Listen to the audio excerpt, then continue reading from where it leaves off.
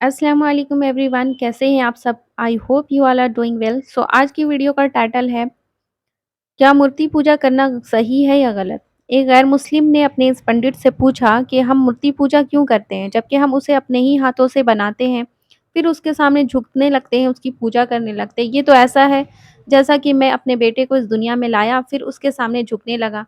ऐसा तो मैं नहीं करता क्योंकि मैं उसका बाप हूँ। तो इसी तरह मूर्ति को मैं अपने हाथों से बनाता हूँ, फिर उसके सामने क्यों झुकता हूँ? क्यों उसकी पूजा करता हूँ? तो इस पर इनके पंडित ने बहुत ही गोलमोल और बहुत ही अहमकाना सा जवाब दिया। तो चलिए पहले इनकी वीडियो को देखते हैं, उसके बाद हम देखेंगे कि डॉक्टर ज़ाकिर नाइक साहब ने इस बारे में क्या जवाब दिया है, क्योंकि डॉक्टर ज़ाकिर नाइक साहब बहुत ही अच्छे से सब कुछ एक्सप्लेन करते हैं और बताते हैं। तो चलिए वीडियो को स्टार्ट करते हैं।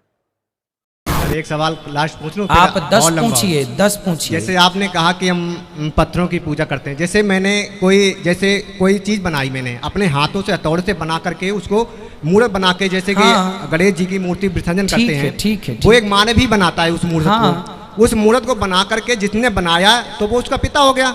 ठीक है। ठीक है। और उसी के सामने जैसे मेरा बच्चा है, हमने उसको जन्म दिया, मेरे सामने होगा, अब वो बड़ा होकर हम उसके पैर छूंगे क्या? जिसको बनाया उसी के पैर, मैंने जिसको जन्म दिया ना उसी के ना, पैर छूना तो देखिए फिर तो आप बेकार है ना। देखो, तर्क जो है ना, तर्कों की भी एक मर्यादा होती है जी, उसी मर्यादा में सर मैं बोल रहा हूँ कि कौन सा तर्क करने योग्य है, कौन सा तर्क करने योग्य नहीं है। अब आपने कहा जो मूर्तिकार होता है ना बेटा, वो सिर्फ मूर्ति बनाता है। उसने उसको मतलब रूप दिया, एक हाँ, रूप दे करके दिया, दे दिया। रूप दिया। जी। अच्छा ये बताओ जी कि मूर्तिकार ने जो रूप दिया, जी। वो रूप लाया कहाँ से? वो अपने मेहनत करके माइंड से उसके ना ऊपर बेटा, आप ठीक कह रहे हैं। हर पत्थर में एक मूर्ति छिपी हुई है। मूर्तिकार ने पत्थर का केवल बाहरी आवरण हटाया, मूर्ति बाहर से लाके पत्थर में डाला नहीं। मूर्ति तो ऑलरेडी पत्थर में थी, बाहरी आवरण हटा दिया तो मूर्ति प्रकट हो गई। और पत्थर की मूर्ति मूर्तिकार तो बनाता है, पर तब तक वो भगवान नहीं होती।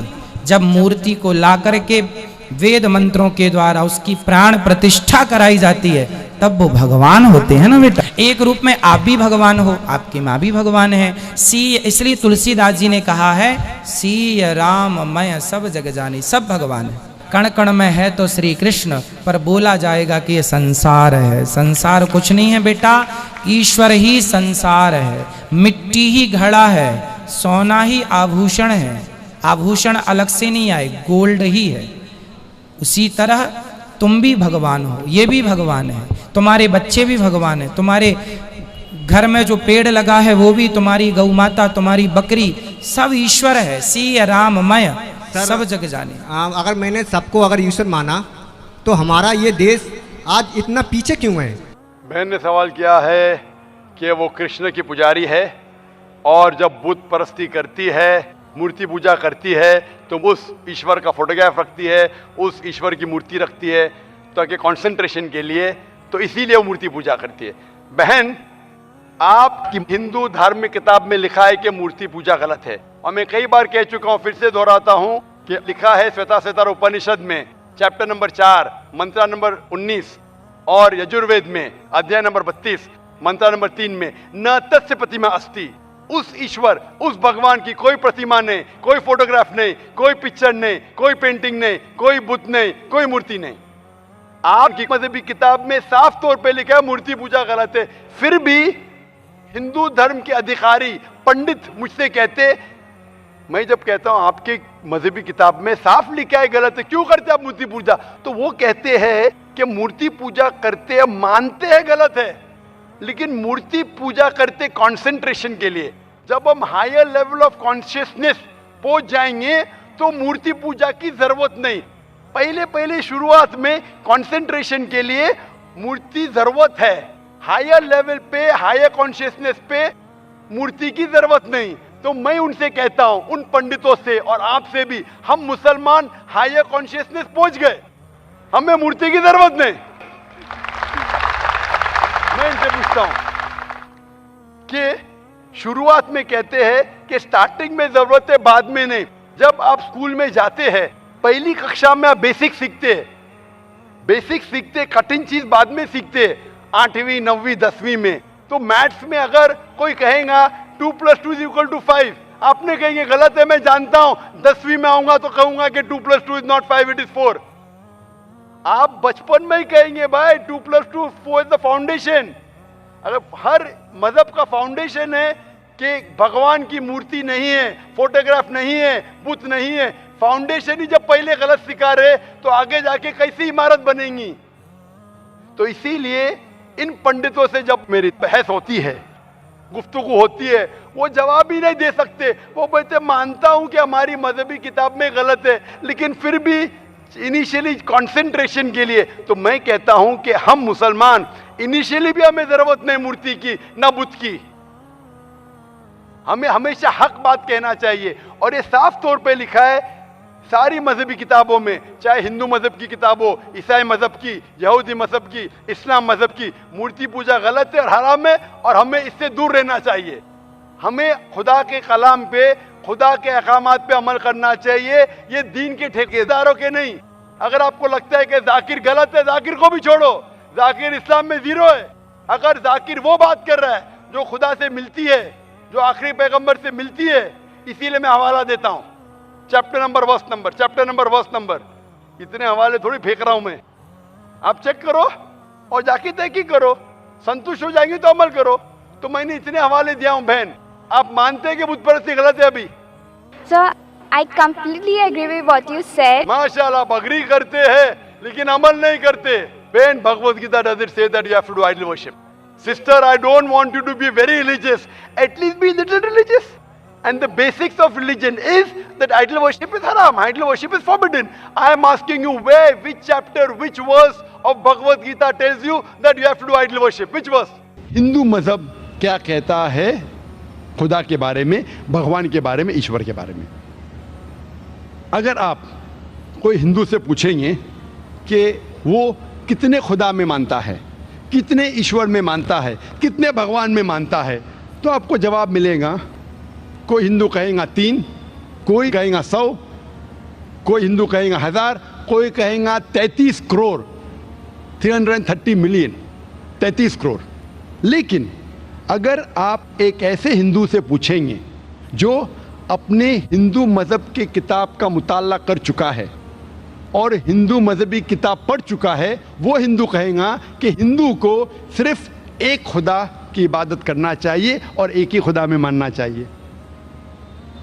लेकिन आम हिंदू वो एक फ़लसफ़े में मानता है जिसे कहते हैं पैंथीइज्म। पैंथीइज्म के मानी एवरीथिंग इज गॉड, सब कुछ खुदा है। आम हिंदू मानता है कि सब कुछ खुदा है, चांद खुदा है, सूरज खुदा है, इंसान खुदा है, पेड़ खुदा है, सांप खुदा है। हम मुसलमान ये कहते हैं और ये मानते हैं कि सब कुछ खुदा का है। चांद खुदा का है, सूरज खुदा का है, इंसान खुदा का है, पेड़ खुदा का है, सांप खुदा का है। तो जो अहम फ़र्क हिंदू और मुस्लिम में है, आम हिंदू कहता है सब कुछ खुदा है, हम मुसलमान कहते हैं सब कुछ खुदा का है। ये फ़र्क सिर्फ का है। अगर ये का के फ़र्क को मिटा देंगे तो हिंदू और मुस्लिम एक हो जाएंगे। इस फ़र्क को मिटाने के लिए अल्लाह सुब्हानहू व तआला फरमाते हैं सूरह अल इमरान में, सूरह नंबर 3 आयत नंबर 64 में, कुल या अहल किताब, कहो अहले किताब से, तालो इला कलिमतिन सवाइम बैना बैनकुम, आओ हम उस बात की तरफ जो आप और हम में यकसा है। सबसे पहली बात, अल्लाह नाबुदा इल्लल्लाह, कि हम सिर्फ एक खुदा की इबादत करें। वला नुश्रिका बिही शैय्यों, कि हम आपस में किसी को शरीक ना करें। वला नुश्रिका बिही शैय्यों वला यत्तखिज़ बादुन बादन अरबाबन मिन दुनिल्लाह, कि हम आपस में किसी को रब ना बनाएं। फ़इन तवल्लौ फ़क़ुलू अशहदू बिअन्ना मुस्लिमून, और अगर वो कहना नहीं माने तो आप शहादत दो कि हम मुस्लिम हैं और हम अल्लाह सुब्हानहू व तआला की इबादत करते हैं। तो जैसा कि हमने देखा कि डॉक्टर जाकिर नायक साहब ने बहुत ही डिटेल्स में एक्सप्लेन किया कि मूर्ति पूजा करना क्यों गलत है, क्योंकि इस पूरी दुनिया को बनाने वाला सिर्फ एक है और वो अल्लाह है। अल्लाह हमारा क्रिएटर है, हमें बनाया है और इस पूरी दुनिया को बनाया है, और इसमें एक-एक चीज़ जो है वो अल्लाह के हुक्म से हो रहा है। इसमें कोई दूसरा शरीक नहीं हो सकता है। अगर हम इस छोटी-सी मिसाल लें कि अगर हमारे पास एक बस या एक कार है, तो उसमें एक ही ड्राइवर ड्राइव करता है।